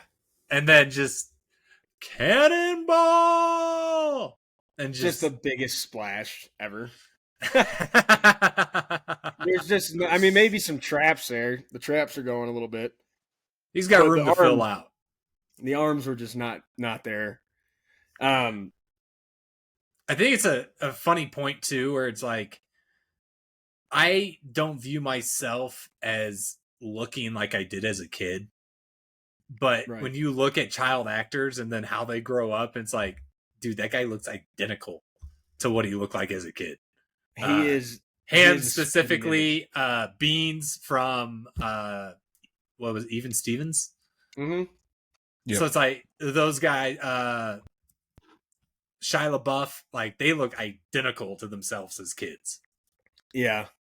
Yeah, the age factor, but yeah, it is weird because like we were just talking the other day somewhere about yearbook photos, and just people just they don't look anything like that. Like there's a resemblance, obviously it's still you, but like Ham is a spitting image of what he looked like in this movie. And then our boy Squints with the all-time game plan of I can't swim, going off the deep end, Wendy's coming to save me. He didn't even talk about it. He had a mission. He knew the outcome, and he sent it. And that's all you can ask for. And it worked. And it worked. getting mouth to mouth from Wendy Peppercorn, and he looks over and gives him a little grin, and then Now, pulls her head down. Was he actually out the first couple times? Like, did he actually drown, or was he faking the entire time? I couldn't tell. I doubt it. Like I know it I feel seemed like like he faked it. Yeah, I mean, he went seemed down like there a for long time, and he didn't even try to swim. Like I know they said he didn't know how, but like you're gonna move something. He just went straight to the bottom, and she got him out mouth to mouth and gave. What's that album cover? Voice. What's that album cover? Where is that? Nirvana? That's Nirvana with the little baby. That's what it reminded me of. Just sinking to the bottom. And then he pulls the back of her head down and starts trying to get in there. It's like could not tell you how frowned upon that would be in today's age. Oh man, you'd be in some deep shit. I remembered that scene, but I didn't remember him like grabbing the back of her head and trying to just start making out with her like that. Yeah. Like I thought it was just the whole mouth to mouth thing, but yeah. What a wild little guy that dude is, because that is a weirdo move. And then they all get kicked out. She's grabbing on his ear, his cheek, and just like, you pervert. She just tosses him out, like grabbing him by just throws him out. But yeah, I mean, for those kids though, like that is an iconic moment. I'll never forget that. All timer. That memory is legendary forever. Like those guys are never forgetting that. You know. And I know it's fast forward to the end, but doesn't he marry her? Yeah, they get married. Yeah. So it's like, it all panned out for Squints in the end. I think they had 4 kids too. So. Yeah, and they just like, it's funny because like their homeland is like the Sandlot, so they get tossed out and they're like, Sandlot, to the Sandlot, and they take off and they get pulled up on by a real baseball team, and Hambino starts going toe to toe with team captain. And another great line is Ham's kind of, I'm gonna be honest, Ham was kind of losing that battle there for a second, and just sticks the dagger in the kid. You play ball like a girl, and it just, for whatever reason, they're calling each other fart smellers and all these other things, and that one just, as a young boy, that one stings. That one's gonna sting a little bit deeper. And those pussies were refusing to play at the Sandlot. Yeah, we play ball on a real diamond. Yeah. It's like, you need 4 bases, guys. Like, we got it. This kind of gave me, like, Michigan, Appalachian State vibes. Because, essentially, the setting that we got was, you're going to come to our court at noon. It's like a college football program paying a small school millions of dollars to come get their shit kicked in for a tune-up game and then losing. And the Tigers, I think, was on their jerseys. I was writing down during that game. It's like there was a hit parade. They got stomped. Oh, absolutely stomped. Yeah, shut out just by the Sandlot kids. Who, I mean, it shows you don't need to be in an organized league to enjoy the game and like have fun doing it and then eventually get good. And they got the jet. Well, it's like nowadays Little League sports is like who can afford to pay to get on the team. So that's what the vibe it gave. It's like 30 years back, but it's like nowadays all these travel teams. And like there was a time where those travel showcase teams, when they started to happen, it worked, made sense. You're getting your kids out there. Nowadays it's a money grab like everything else. And there's 18 teams. And if you have one team, if there's enough families that can afford to pay for one team, but there's enough families to pay for 4, they're just going to have an A, B, C, D team until they can stop taking money. Like, right. And you probably have more experience that specifically with baseball. Yeah. I mean, I did a year of soccer and I was an idiot and sucked. So it's like, I didn't do travel. Maybe just shout out to our parents, period. Yeah. I mean, the amount of time giving up your summer, basically. Oh, man, yeah. That's probably why your parents didn't like baseball. The summer's gone. Yeah. Vacations were in Indiana and, Michigan for baseball tournaments. There was my childhood was not, we had a vacation when I was young, but when I started playing sports and Critter, you guys the same. It's like your vacations were baseball tournaments. There was we didn't baseball have games trips to St. Louis. Yeah. It's like, there was we didn't do Florida trips and all these other things. And like, as a kid, like none of that shit mattered to me. It was all about playing ball. And yeah, I can speak to the little leagues because I played on one of those teams.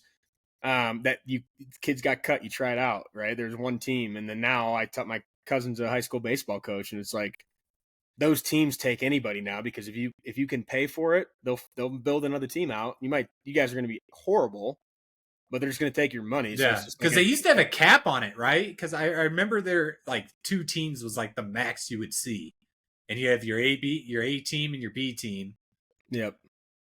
Now, but it wouldn't go. Yeah, now it's just outrageous. Well, and they don't even call them A and B anymore because it's going to hurt somebody's feelings. So it's like the gold and the red and the black. It's like you can't call it the B team or else kids are going to cry. So they've changed it all. I'm sure there's still good ones out there, and shout out to them. But now it's more so like prep schools, not teams, like IMG Academy and some of these other schools that like they recruit kids to come to high school and like a prep school. It's in basketball, it's in baseball, yeah. It's in, every sport. Those are now the real deal, as opposed to these summer travel teams are just it's all a money grab. But essentially, that's what happened to these Tigers kids because they invited the Sandlot crew to come out to the field and just got their shit absolutely shoved, donkey kicked. One quote that I didn't mention prior to the ass kicking that the Sandlot crew put on the Tigers was that in that exchange between Ham and the other kid, he told him that he was so ugly, or I think he was catching. I think he was behind the plate. He's like, what a catcher! He's just talking smack. He's just the whole time. What a great catcher to have, just getting in these kids' head. But he told one kid he's so ugly that he looks like a dog. That I would tell if my dog was as ugly as you, I'd tell him I would shave his butt and ask him to walk backwards. That is a legendary line. That is a ultimate insult.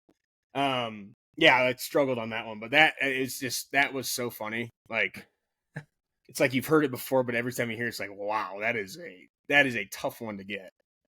Yeah, Lindsay asked me, is like, do they usually do that? Like, catchers talk crap? It seems pretty smart. I was like, to be honest with you, not really. I don't remember it, but maybe you do, Brendan. I don't remember anybody really talking smack like that. It's more respect, like you kind of tap the catcher or something, but like they're not talking shit to you the whole time. Which is kind of funny because it's like every baseball movie, the catcher is the one talking shit. It's the easiest spot to do it. Right. No, that's kind of where I'm going with it, is that like even like that doesn't happen in real life, but it's like multiple movies that resolve about baseball. It's the catcher is like a 3rd tier main character just because he's the one talking shit during the games. I feel like the catcher is almost like a hockey goalie, where it's like the pitcher catchers are protected by the team. Because there's a time like not a couple years ago, but not in too far long history of our lifetime, where I think Castellanos came up, or Baez came up to Yachty and tapped him on the shin guard with his bat or something, and they just got into it like right away. Brandon Phillips. Oh, it's Brandon Phillips? Yeah. There's bad blood, and then he comes up, taps him with his bat, and like sometimes they'll do that, but they respect each other. He did it because they didn't, and then they just started to go out after that. So the catcher's kind of like one of those positions where like they're not going to talk like that because they have the relationship with the umpire. If catchers start being an asshole, then you're not getting strikes called. Like there's a lot that goes into it. That's a good point. Like, when a catcher's at the plate, not to get too off topic, but it's still baseball. Like if a catcher's hitting and they get rung up on a shit call, like they get more pissed off than other players do because they're not getting that call on the flip side. So there's a lot. Catchers and pitchers just live a different life in baseball terms than the other players do.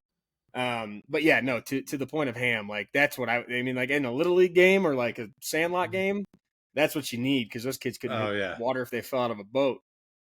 And they got piss pumped. And that's when I was curious what the age was because I'm like, God, he is just shit talking these guys like he's well beyond his years. Yeah, but that's the thing with the gritty kids. It's like you don't talk like that in organized ball leagues. You talk like that on the fucking Sandlot. And welcome to the fucking show. Yeah, like pick Brendan up and Matt. like pick up hoops. Like pick up hoops. You get out there with some people that can play a little different ball than you, and they're going to be telling you about it. But yeah, no, that is not normal. But they kick the shit out of them, and then they celebrate at the amusement park. And good God, the chaw that they get out there. Again, the one time where Smalls doesn't know what they're talking about, is understandable. Getting out some chewing tobacco. It was like Red Man. Yeah. Only Lexi older. asked me what it was. I'm like, that's chewing tobacco. That is disgusting. What do you The best. What do you do with it? You chew it, idiot.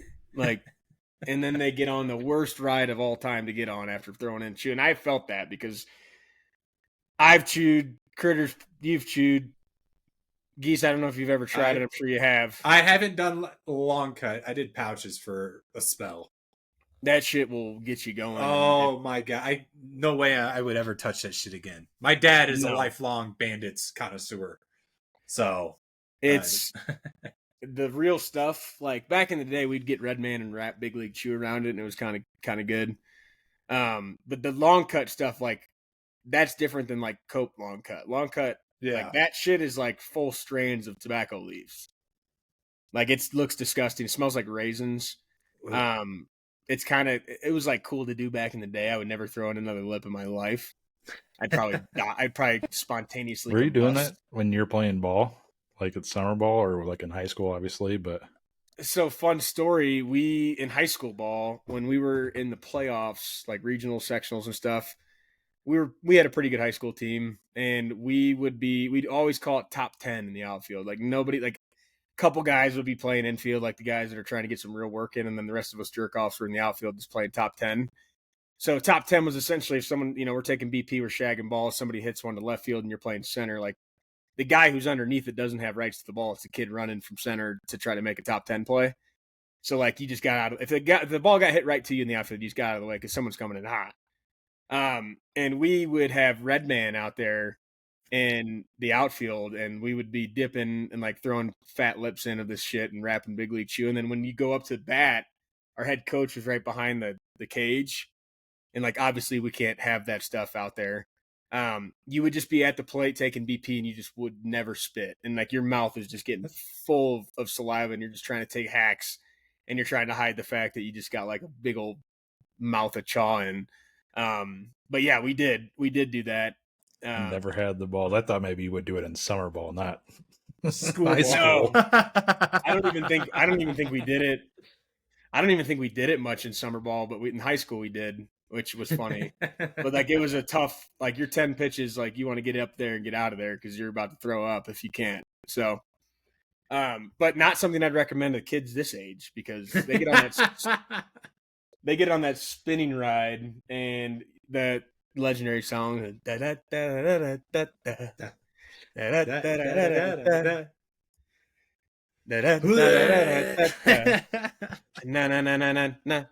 tequila, and they just puke everywhere. Absolutely, it just looks like bad chili.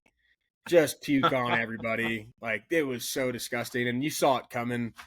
As soon as they get the chaw out, you know. Yeah, I knew exactly what was coming. The moment he's like, "Look what I got," and you're just like, "Oh no, dude!" Because there's only one way that ends. Yeah, puke. I'd do it today. There's no way I'd be able to throw that in and then get on that. No, ride. I would I'd throw up so fast. But they don't know any better. It was kind of a badass play by them. But they see they see their idols gnawing on that wood. Like, of course you're gonna try it as a kid. Pause. Like... gnawing on the wood. But anyway, we get back to the Sandlot, and our boy Smalls brings the Babe Ruth ball out. And this is where the beast gets really introduced. Well, first, Benny hits another homer. He hits the cover off the ball. Yeah, loses the ball. And that's when it's like, being the outside kid, too, you just want to, like, come through when it matters.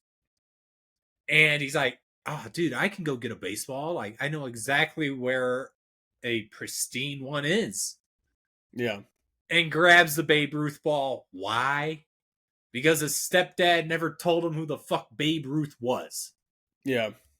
I was thinking that too. Like, they talk about Babe Ruth, like, amongst the kids, but, like, he doesn't know anything about that. Like, he's hearing these stories and stuff, but yeah, he's got this awesome ball. He's trying to learn how to play catch. This guy's a prick, won't teach him.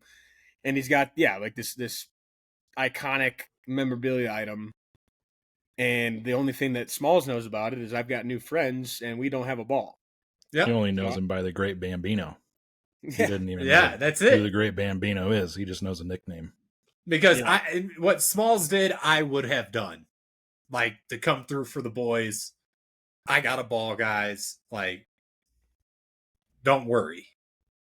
I was thinking about that too. I feel like most kids would do that. Yeah. Not even second guess it. No. Especially because it's not even in like a trophy case. It's just out there on a stand. Like, yoink. It's that easy. And then they'd crush another dong over the fence, and then the beast has got it. I'd hit that one right now. Yeah, it's Yachty. The beast officially introduced now because they have to get that ball back. I think Smalls tells them that it was signed, and they all realize, like, oh shit, we got to get that ball back because they all know who Babe is.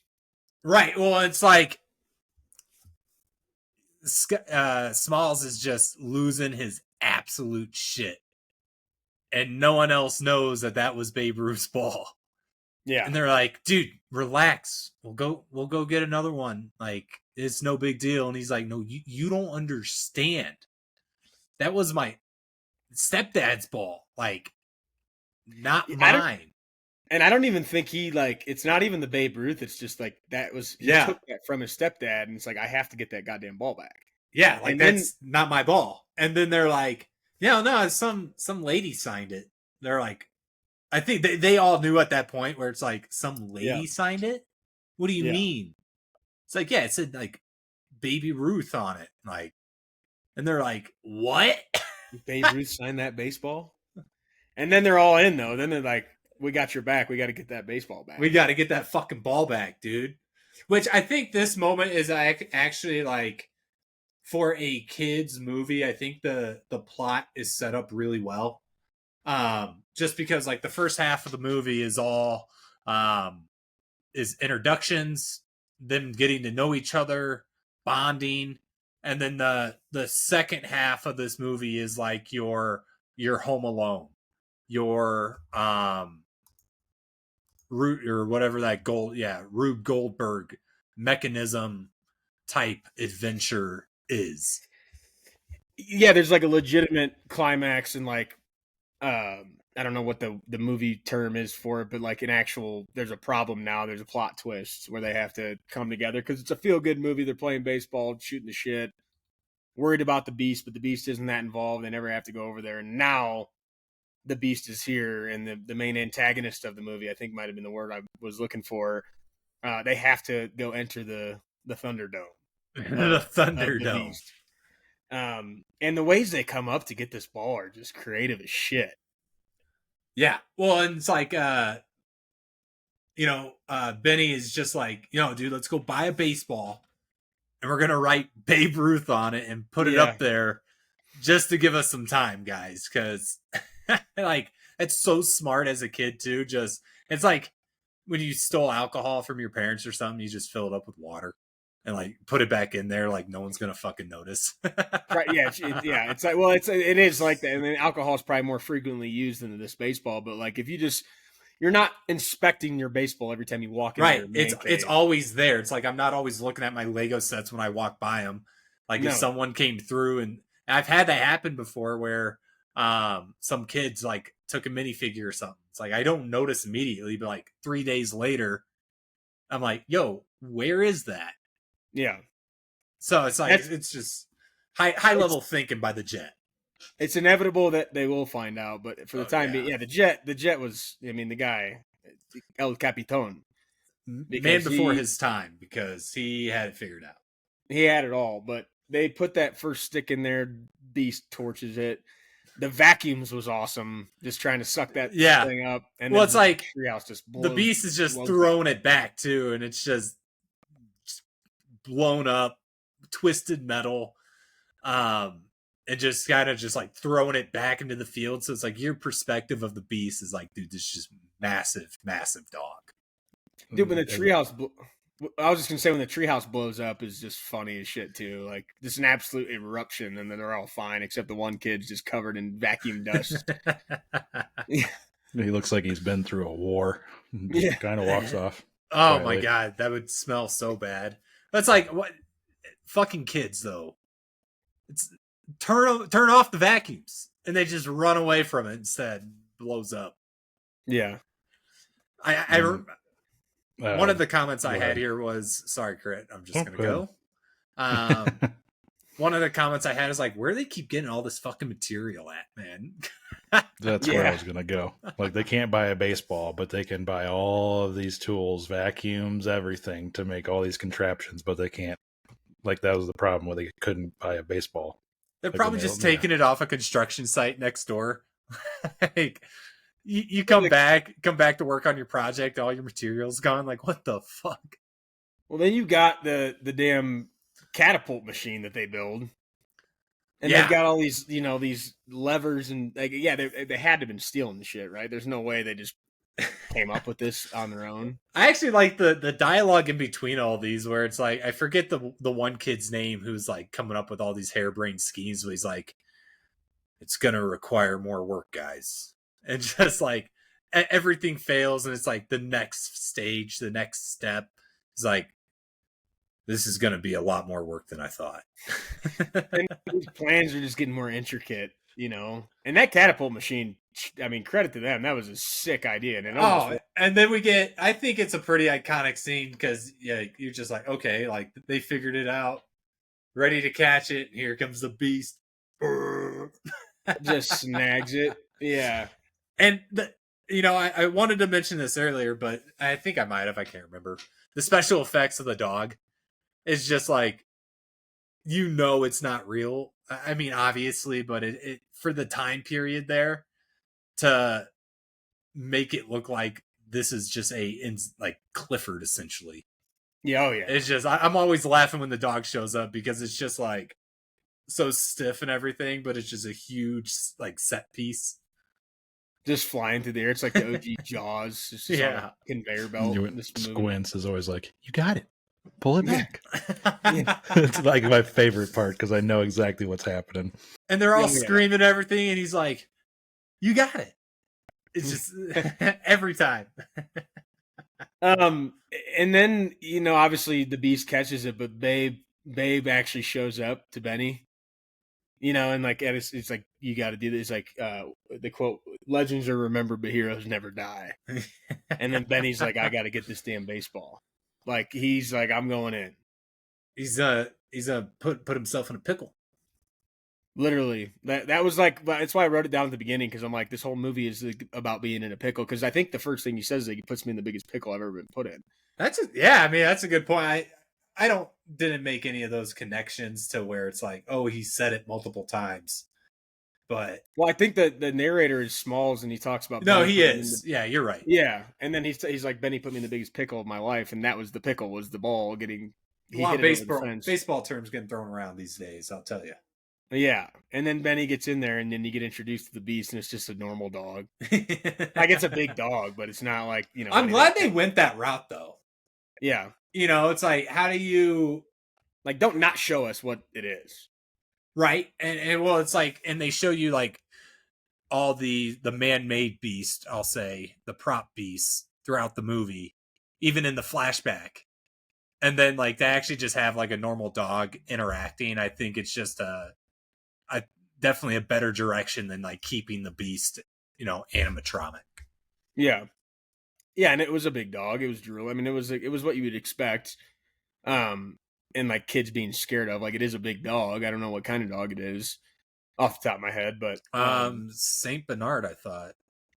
It didn't have the St. Bernard colors, but it had to have been mixed with the St. Bernard.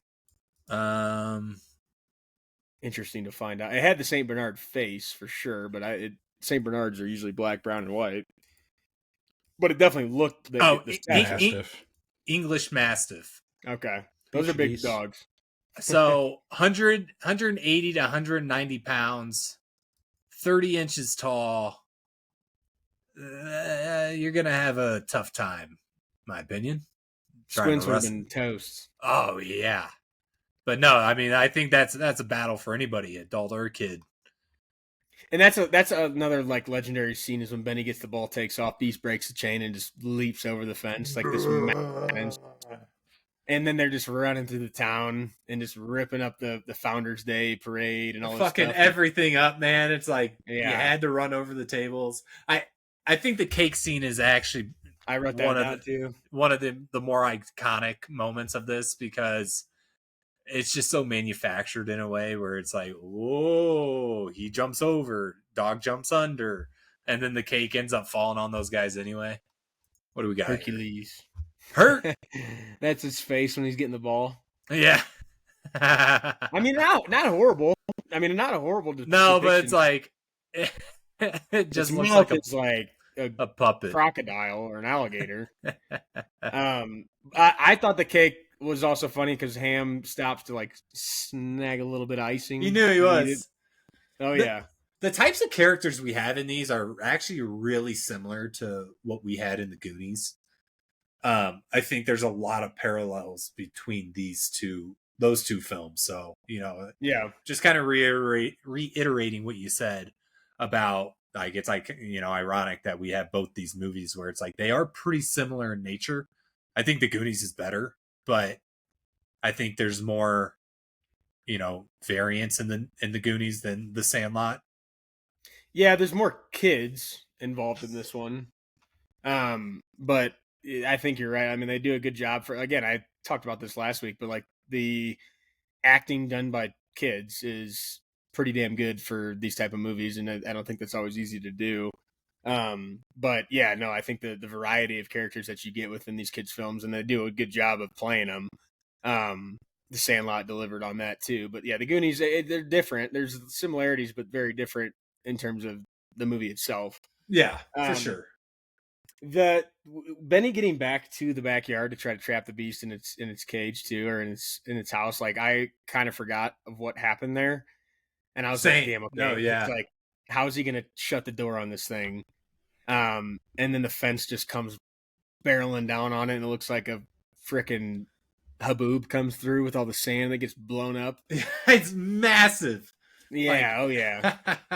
The whole fence just comes tumbling down. Well, it's like the owner doesn't hear any of this going on. I mean, come on. Well, he did say, like, these are the kids that's causing all the ruckus out there all the time. Yeah, and he just never went to look.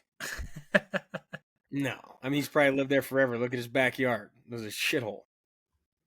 But they help the beast, and I think this is where that human element comes back into, of all these things that you talk about, and always in these movies you get this huge picture about these evil things, and then the dog starts, licking Smalls' face and shows him the baseballs that he's stolen over the years. Just crater of them, man. Yeah, and just knows too, like walks him right over there, starts playing with him and stuff, and then you said his name is Mr. Merkel?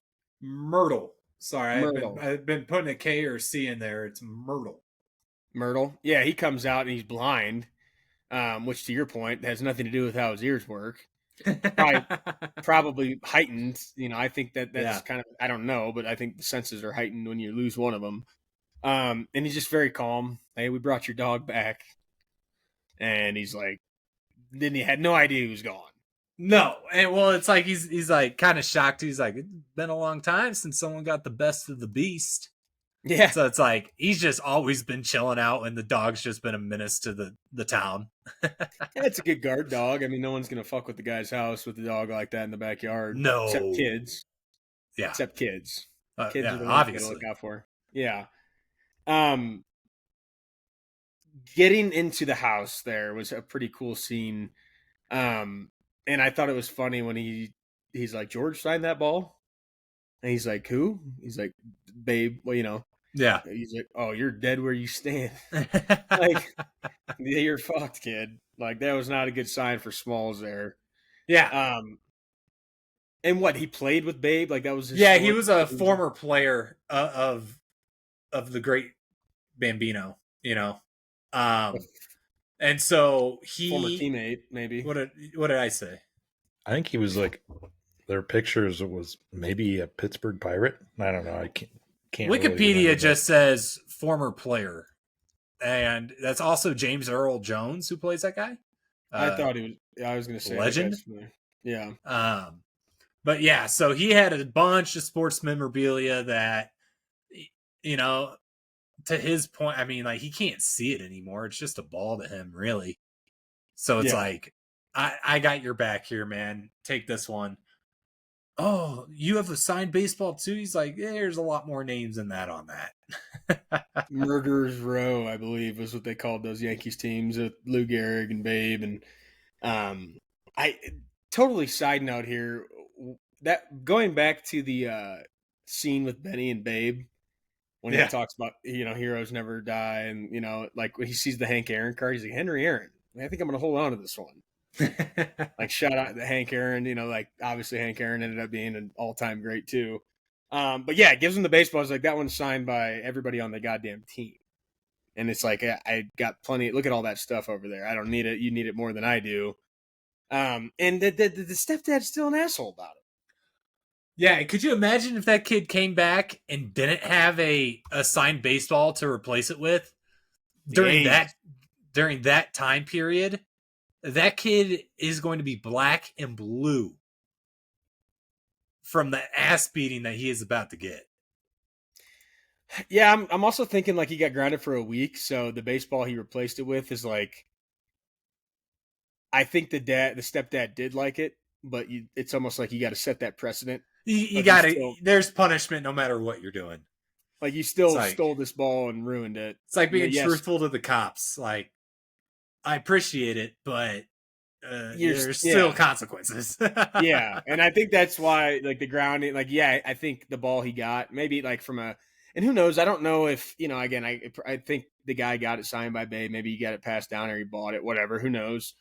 But that ball he got in return is more valuable, but you don't know the backstory of the history I thought the ball. Same thing. It's like, yeah, he could have got that as a kid from Babe. He was at the game. Like, the emotional attachment to the ball can't be replaced. Yeah, and that's where I was thinking too, is like, who knows what the backstory on that ball is? Because even though you get something that's more valuable or there's more signatures or whatever, like, who knows the story behind that baseball? So, grinding for a week, not too bad. No, I think he came out. He came out on top. I mean, and that might just, obviously it's a movie, but I think it kind of just goes to show that's like, it was just a signed baseball to the stepdad, and now he's got the whole fucking team. So, upgrade in his opinion. Yeah, it was just handed down from his dad. That's probably why it would be more sentimental. Yeah, right. Yep, that was what I was thinking too. But I will say that I love movies that you get a cast like this and then they tell you where they are now. I love movies that give you a where are they now. It's always a sports movie. Where it is what's the fucking football movie? Remember the Titans. Does it. Yeah, Coach Carter, Remember the Titans. Just iconic. I love it every time. Especially if it's based off a true story and they have pictures of them after it all like transpires. Well, and I just watched Moneyball the other day, and that one is like, I think, not to get too sidetracked, we'll probably have to have this conversation at some point on a topic, but like your Mount Rushmore of movies. Yeah. Like Moneyball, I was watching Moneyball the other day, and like that one is hand in hand, obviously baseball movie. That one has got to be up there for me, but they give you the where, and it's based on a true story. Yep. And you still get the like, where are they now? You're looking into it. So like anytime they do that in a movie, I love it because like you want to know. Like you don't like to get left hanging. There's some great endings where it just rides off into the sunset, but for these kids, it's like I don't remember where they all are, but I know Squint's married Peppercorn. They got 9 kids. One of them was a WWE wrestler, and that was Ham. Yeah, the great Hambino. The great Hambino. The one that I think is the darkest is like, yeah, he got caught up in the 60s and no one ever just saw him. Yeah. He's like, he got caught up in the 60s and he was gone forever. And then Benny the Jet's playing for the Dodgers and Smalls is calling the game up there, steals home, like just an all-time ending of a movie. Yeah. But the where are they nows are just underrated because you don't get it all the time and then you forget about them, and then when you get them, you just love it because it adds another element to the story. It's just closure. It's like, especially because it really kind of only makes sense for like kid movies where they're a kid or young adult, and then where are they now? But it just when you're an adult, you already know. So it's like this kind of just doing it like that gives closure to the whole film. Yeah, I think the times you see it with the older cast is when it's a true story, and they talk about like what went on to happen, or like where they were, or like kind of the history behind it to wrap it up, because they're not documentaries; they're like the fictional based on a true story, like some of it's similar, but then they tell you exactly kind of what happened, or what they did and what they ended up doing and things like that. So yeah, no, for a fictional movie, it was funny because you get all these wild stories about where these kids went, and then to no surprise to anybody, Benny's in the league. And Beast lived to be 199 years old. Dog years. In dog years. Benny the Jet, legendary, stealing home. And then the one thing that I caught, the callback at the end, was Smalls up in the stands calling the game and watching Benny play. The bill of his hat was back. Yep. Just this long ass, again, the pelican beak is coming back. The hat comes back full circle at the big league game. So what a freaking classic this is. I do like when he turns to the side and he has the Sandlot ball there, just all nasty and shit. Like, it's such a good touch. Like, there's so many memorabilia within this movie that kind of resurfaces continually. And the thought of that guy, Myrtle, giving the ball of the murderer's row to those kids to bring back, and then now he gets that ball, and his memory of them is like the Beast and bringing the dog back, and then Benny's in the league. So it's like created another, like that ball did become having meaning. Yep. Like kind of crazy thing that I picked up on there. But yeah, Sandlot is I don't think, I got to come clean with you guys. I don't think I maybe have watched this one time before. I've watched it so many times. Like I'd seen the Goonies plenty of times, but the Sandlot is not one that I've watched like a lot. I've also seen the sequels. Not for years. This is all when I was a kid, but they had to be ass. It's a different feeling watching this now as when you're a kid. Like, I think when I first watched it, I wasn't like their age yet, so it's like, oh, I can't wait to play like in the front yard, backyard, wherever, with all my buddies or whatever. And then now it's like, oh, I miss those days. Yeah, I know it is. It's like a whole different flip of how I viewed that movie. And yeah, just playing like wiffle ball with Brendan and my brother and his older brother, and yeah, just takes you back. Nostalgia. Well, we had little league friends and good family friends of ours that like had a baseball field mowed in the backyard, and we're playing out there, getting out of the pool, running out, shirts off, barefoot. We're basically doing this. Pool baseball. Yeah, constantly. Plenty of fights break out, tears. Like you just go to war in those backyard baseball games. It's just such to the point of the catcher talking shit is like we would just get in fist fights and throw gloves. Like it was just bad, chasing people around the yard. Like it got out of hand. And like these type of movies, like we lived this kind of childhood in a different setting. Like we didn't have the Sandlot, but we had the backyard baseball. We had Sandlots, similar, but obviously our own version of it. The Sandlot 2, as we always say with sequels, someone needed a paycheck here. May 3rd, 2005. That had to suck balls. It probably did. And that is it's the same screenplay guy. So David Mickey Evans. Okay.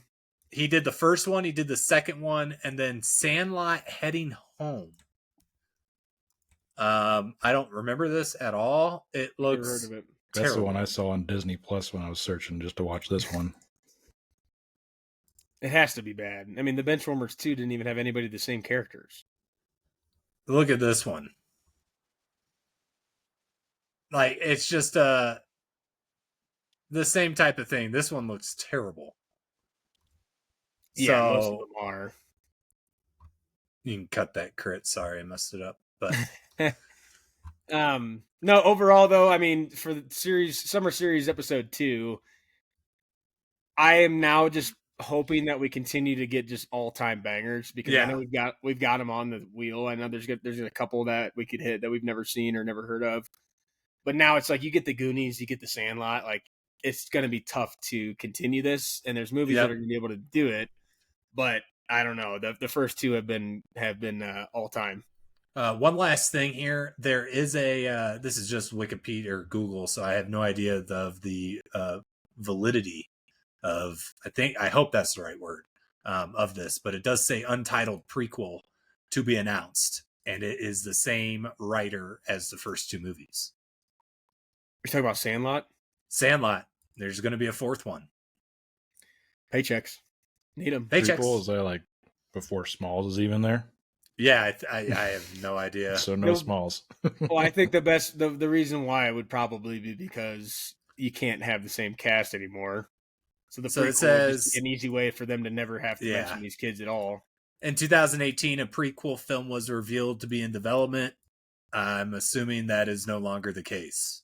2018 is a long time ago. A long time ago. Unlike Drag Me to Hell, when they announced it was coming out in 2024, it's like that thing is in production and we're going to get a chance to see that movie is not happening. So watch the first one. That's the one that matters. The original, the OG Sandlot. If you haven't seen it, like we said at the beginning, you got to go watch it. Same with the Goonies. I mean, we listened to the public. We wanted to watch some movies that people were familiar with, and I don't think you can find two more on par with any sort of audience than the Goonies and the Sandlot. So pumped about movie number 3. Getting Trav back on the pod will be interesting to see how he plugs back in, and I want to get his thoughts. I think we'll probably kick it to him right out of the gates. For if he didn't listen, we're going to find out fast and put him on the spot. Because right now he's going to know that we're talking about this, so we're going to put him on the hot seat when he gets back next week. But moving into episode 3, Critter has adjusted our wheel. If you guys watch on YouTube or Spotify, if you're listening at home, at home, like that matters. If you're listening without watching the video, you won't know that the wheel's changed at all. But we do spin the wheel for the next movie, so that we're not picking it, but we do pre-decide here. So got the little popcorn theme going. Critter, you are a man of many talents, let me tell you. The visual effects god. Shout out the Yak on Barstool. I was like, how'd they get the logo? They had like an American flag in the middle. I was like, now how do I do that? Because that would make way more sense than just having it all blown up on here. We could actually read it. All right, great company to pull ideas from, because if anybody knows anything about the podcast business, it's Barstool. I would agree with that. So what do we have? $4 in the pot from last week. Yeah, from last week. It'll be 8. It'll be 8 now. It'll be 8, and we all got to pick. Brendan, what do you got? Oh man, put me on the spot first. I am going to go with I Know What You Did Last Summer. Ooh, that has a new movie coming out. I know. I will be seeing it. Maddie Klein, I think. Maddie Klein, is that her name? Madeline Klein. I don't know. Lexi's pumped. Lexi wants to go to the theater for it. So Outer Banks is a good show. Haven't finished it. But that girl, Madeline Klein is the girl. She's in this movie. I'm gonna go Caddyshack because that would be on par. That's an all-timer for me. That feels like it'd be on par with what we've seen too. Yep. Critter? I think I'm going to go with Stand By Me, and you're going to go get yourself a lottery ticket. It'll be kids again. Imagine. I mean, there's a few on here that I could go with. I mean, Parent Trap's Kids. And then the other ones, it's just, I don't know. But lottery ticket, I'm ready. I mean, I hope so. This podcast would hit new heights if I won the lotto. And without further ado, Critter, spin that wheel. I also would love to get Wet Hot American Summer, dude. That movie is so fucking funny. I'd like Grease too. Wet Hot American Summer's gone. Where's my movie? National Lampoons. Oh, it's gonna be RV. No, it's gonna be Lampoon's Vacation, dude. Yeah. Oh my god, what a legendary movie! Let's go. National Lampoon's. I was really hoping it was gonna slow down. Family Vacation. When you said it was gonna be RV, I'm like, fuck, dude. I kind of wanted to stop on Lampoon's. Family Vacation is another just all time. We can't miss right now. We put them on there. We put the ones on there that probably nobody wants to see or nobody wants to listen to. However, we're not getting them. We're getting bigger dogs. And 1983. The oldest, not the oldest movie we've ever watched on this podcast. I think. Now, what's funny to me is that, like, while this movie is legendary, I grew up on Vegas Vacation. See, I grew up on Christmas Vacation. Yeah. So it's funny how many there are, but they're legendary.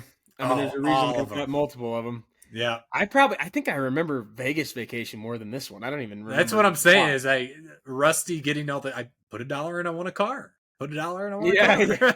Yeah. Or on the Christmas one, it's like shitter's full.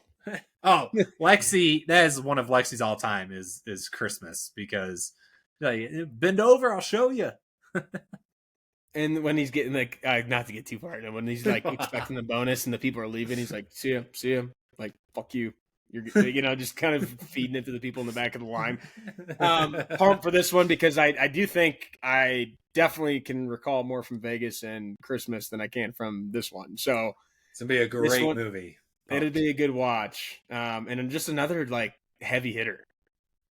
3 for 3 on the summertime movies, just hitting like classic movies. Like we didn't get anything. We put some like no-namers on there that we haven't seen. I'm sure for some people out there they're not, but we haven't landed on any of them. I'm sure the finale will probably just put it right up our ass. But the wheel is such a great element. We have bad news, boys. I don't see anywhere that it's streaming. Oh, that's fine. We'll find it. We'll find it. We will find it. The internet is as vast as it is wide. So. The movie's from 1983. It's out there somewhere. Oh yeah, you just gotta bust out the wallet.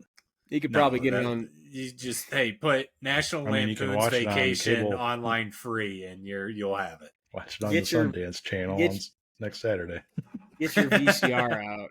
Get the VCR out and put the tape in, and let's go to work. So many families have that on DVD stashed in a closet somewhere. It's probably on the VHS tape. Why was I saying VCR? What the hell is VCR? It's VHS. VHS. What is VCR? That sounds That's familiar. the device that plays the VHS. Yeah. Okay. I was going to say. But yeah, I'm sure you that much.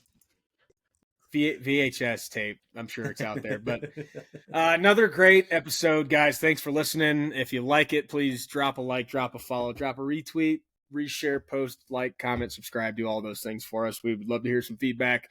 I hope those of you out there that wanted to listen to a podcast of a movie that you've seen before, if you haven't listened to this one and you haven't listened to the Goonies, then you're just lying to us because I know you've seen these movies. And if you haven't, you should, because it's summertime now. Weather's getting nice out, and we've seen 2 heavy hitters, as I mentioned, and we're getting a third one with National Lampoon's Family Vacation. Excited for next week, getting Trav back. Critter will stay involved. Shout out Crit for stepping up to the plate and continuing to be a part of this. Not only what you guys can see, but a lot of what you're going to see on social media comes directly from Chris as well. So big shout out to the Critter Bugs. And the great Crit Bino. The great Crit Bino. It doesn't roll off the tongue as well as Bino does. But yeah, shout out Sandlot. Guys, you heard me talk about it earlier, but the Screen Unseen, I'm going to 28 years later here in about 4 hours. Get back in the theaters, find an AMC deal. It doesn't have to be AMC. It can be a local theater. It can be Regal. It can be Alamo. It can be whatever you guys have, wherever you live, wherever you're tuning in from. But there's deals on there. It's worth it. I paid for it. I was reluctant to do so. I had a buddy at work tell me about it. Finally signed up, and I've seen 5 movies in the last 3 weeks, and I've got 2 more loaded up in the hopper, which is fun to say. It's addicting to just add a movie and reserve a ticket to something that you're not going to that day. So find this, and you don't even have to subscribe. Go to a movie, get out, stop watching them on streaming. If you want to see something new, don't wait for it. It's a different element to get out there in theaters and go see it, and go see one and pay for it before you subscribe to any sort of membership, just to get the feel again. And then you're going to get addicted because I'm already hooked. And when you get out there, you're going to get a chance to go up to the cashier, and you're going to get a chance to get a soda. You might get some candy. You might do the same at home. You might have a water. You might have a cold one, an adult cold one. You might have a soda pop. But when you guys are popping the popcorn of the Orville that we always talk about, and I got to learn another popcorn brand because I really beat the dead horse on Orville.